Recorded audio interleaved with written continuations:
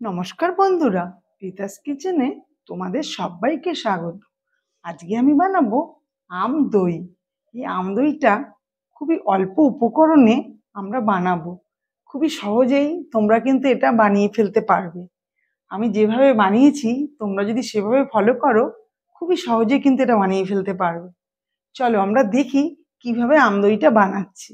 আম দই রেসিপিটা যদি তোমাদের ভালো লেগে থাকে তাহলে আমার চ্যানেলে সাবস্ক্রাইব করার অনুরোধ রইল।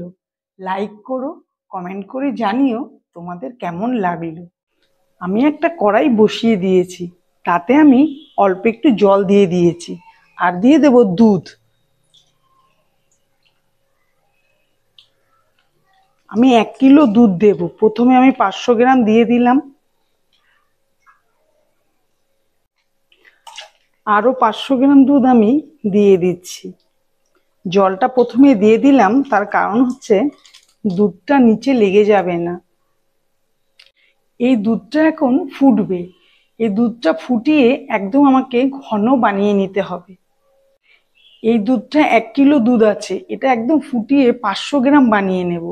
তাতে দইটা খেতে কিন্তু খুবই ভালো হবে। দুধটা জাল হতে হতে আমি দুটো আম নিয়ে নিয়েছি। আম দুটো আমি কেটে ছোট ছোট পিস করে নেব। দেখো আমি এইভাবে পিস করে নিয়েছি। আটি দুটো কিন্তু আমি দেব না, আটি দুটো বাদ যাবে। আমগুলো আমি এইভাবে পিস করে নিয়েছি। এটা আমি এবার মিক্সিতে পেস্ট করে নেব। আমি যেহেতু 1 লিটার দুধ নিয়েছি, তার জন্য আমি দুটো আম ব্যবহার করছি। তোমরা যদি অল্প দুধ নাও তাহলে একটা আমও ব্যবহার করতে পারো। আমি একটা মিক্সিং জার নিয়ে নিয়েছি, তাতে আমি আমগুলো দিয়ে দিচ্ছি। এর আমি একটা মিহি পেস্ট বানিয়ে নেব। আমটা পেস্ট করা হয়ে গেছে, আমি এটা এবার ছেঁকে নেব। আমি একটা বোল নিয়ে নিয়েছি, তাতে একটা ছাঁকনি দিয়ে দেব। দিয়ে আমের পাল্পটা আমি দিয়ে দেব। আমের পাল্পটা আমি ছেঁকে নিচ্ছি যাতে কোনো দানা না থাকে।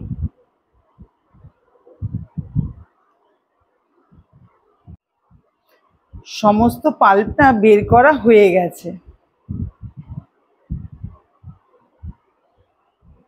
একটা কড়াই আমি বসিয়ে দিয়েছি, তাতে আমের পাল্পটা দিয়ে দিলাম। এটা কিছুক্ষণ আমি জাল দিয়ে নেব। এর ভেতরে যে জলীয় অংশটা আছে সেটা যেন চলে যায়। আমি 2 মিনিট ধরে এটা জাল করে নিলাম। দেখো শুকিয়ে গেছে। এবার আমি এটা নাবিয়ে নেব। দেখো দুধটা একদম ফুটিয়ে নিয়েছি, একদম হাফ হয়ে গেছে। আমি 1 কিলো নিয়েছিলাম, 500 বানিয়ে নিয়েছি। আমি এবার এতে চিনি দিয়ে দেব। আমি এখানে 250 গ্রামের থেকে একটু বেশি চিনি দিয়ে দিলাম। চিনিটা মিশে গেছে, দুধটা একটু পাতলা হয়ে গেছে। আমাকে আরেকটু ঘন করে নিতে হবে। দেখো দুধটা ঘন হয়ে গেছে, ঠিক এইরকম ঘনত্ব রাখবে। এবার আমি গ্যাসটা অফ করে দেব আর দুধটা ঠান্ডা হওয়ার জন্য কিছুক্ষণ রেখে দেব। আমের পাল্পটা আমি একটা বোলের মধ্যে নিয়ে নিয়েছি আর নিয়ে নিয়েছি টক দই। আমি জল ঝরিয়ে রেখে দিয়েছিলাম। আমি এখানে 4 চামচ দিয়ে দেব।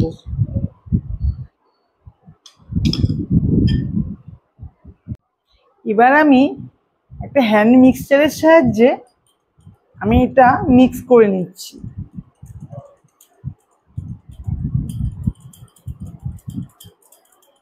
এটা ভালো করে কিন্তু ফেটিয়ে নিতে হবে। এটা আমার মিক্স করা হয়ে গেছে। দেখো দুধটা ঠান্ডা হয়ে গেছে, আমি একটা আঙুল ডোবাতে পারছি। এইরকম গরমই কিন্তু তোমরা রাখবে। এবার আমি এই দুধটা আমের পাল্পের মধ্যে দিয়ে দেব। আমি এবার অল্প অল্প করে দুধ এর মধ্যে দিয়ে দেব।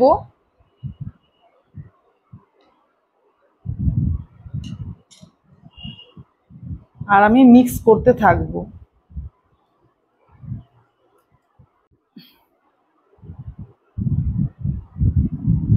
আর যেটুকু দুধ আছে আমি সেটাও দিয়ে দিচ্ছি।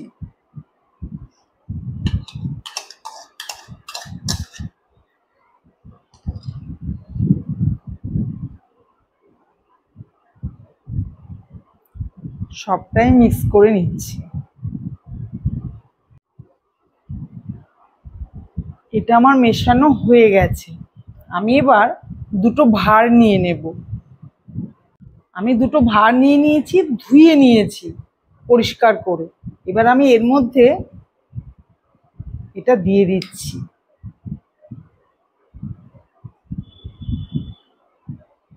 একটা ভাঁড়ে আমি দিয়ে দিয়েছি, এবার আরেকটাতেও দিয়ে দিচ্ছি।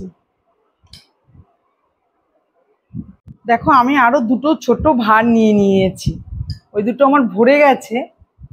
আমি ছোট ভাঁড় দুটোতেও দিয়ে দিচ্ছি, এটা বেঁচে গেছে একটু আমার।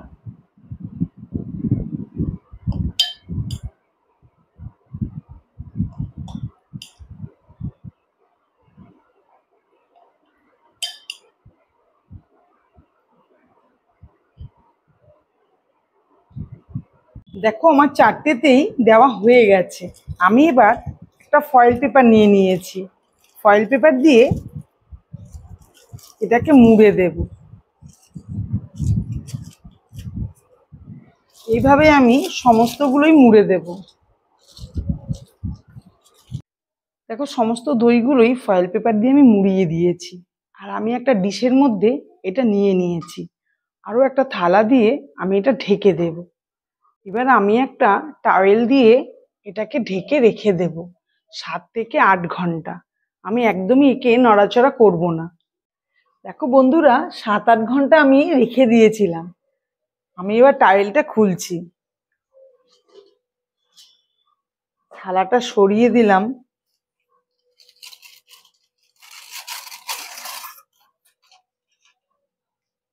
দেখো জমে গেছে, একটু একটু নরম আছে। এটা আমি ফ্রিজে রেখে দেব। দেখি এগুলো কেমন হলো। হ্যাঁ, এটাও সুন্দর জমে গেছে। আমি এবার মুখগুলো আটকে আমি ডিপ ফ্রিজে রেখে দেব 3 থেকে 4 ঘন্টা ঠান্ডা হওয়ার জন্য, আর জমেও যাবে সুন্দরভাবে আরো। বন্ধুরা দেখো, আমি 4 ঘন্টা ফ্রিজে রেখে দিয়েছিলাম। 4 ঘন্টা বাদে আমি নিয়ে এসেছি। এবার আমি এটা খুলছি। দেখো কত সুন্দর করে জমে গেছে। আমি সবগুলোই খুলে ফেলবো এবার।